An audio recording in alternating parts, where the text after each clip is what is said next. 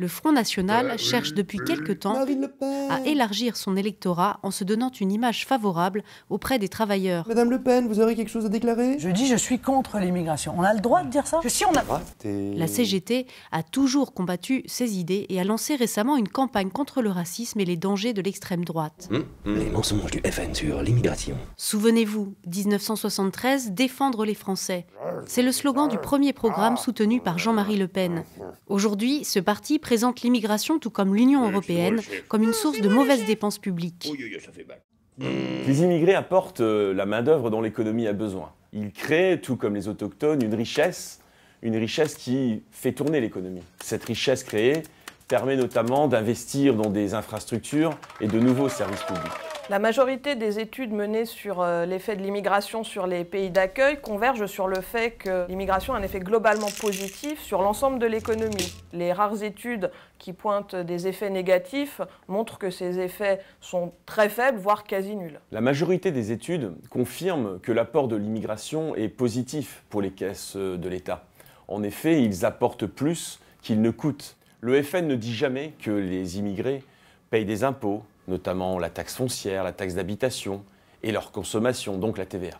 Les études disponibles confirment que les postes occupés par les salariés autochtones et ceux occupés par des salariés immigrés ne sont pas les mêmes. Les immigrés se trouvent généralement dans une situation de fragilité, même si leur niveau d'études tend à augmenter. Le patronat s'en sert pour tirer à la baisse les salaires et les conditions de travail de l'ensemble des salariés.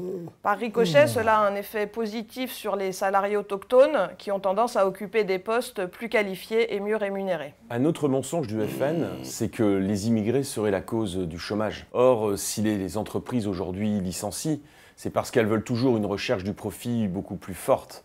Il n'y a donc pas de causalité entre le taux d'immigration dans un pays et le taux de chômage. Au Canada, par exemple, le taux d'immigrés est de 28%, mais le taux de chômage n'est que de 6%. En Allemagne, le taux d'immigrés est de 15% et le taux de chômage, lui, par ailleurs, n'est que de 4%. En France, par exemple, le taux d'immigrés représente 12% de la population. Le taux de chômage, lui, est de 10%. Donc on voit bien aussi dans cette période qu'il n'y a rien d'automatique. Ce sont plutôt les pays qui aujourd'hui accueillent le plus d'immigrés qui ont le taux de chômage le plus bas. Soi-disant pour préserver l'emploi des Français, le FN veut instaurer une taxe à l'embauche des travailleurs étrangers. Précisons que cette taxe existe déjà, ce qui n'a pas empêché 6 millions de salariés d'être exclus du marché du travail et privés d'emploi en France. Par cette mesure discriminatoire, le FN compte dédouaner complètement le patronat qui décide de licencier ou de ne pas embaucher.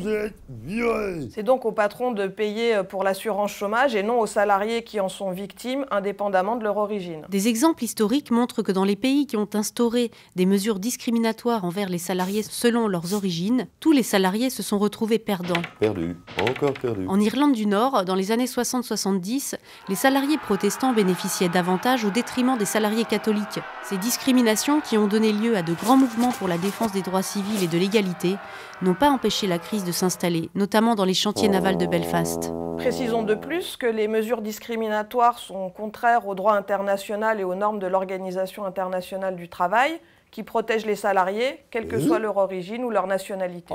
Combattre la mondialisation libérale nécessite plus de droits pour tous les salariés à travers le monde, sans discrimination. Remettre en cause ces droits, c'est fragiliser tous les salariés, parmi lesquels les salariés français que le FN prétend défendre. Voilà une autre preuve de l'imposture de ce parti d'extrême droite. Eh ben c'est du propre. Bon débarras. Avec la CGT, tous ensemble contre le racisme.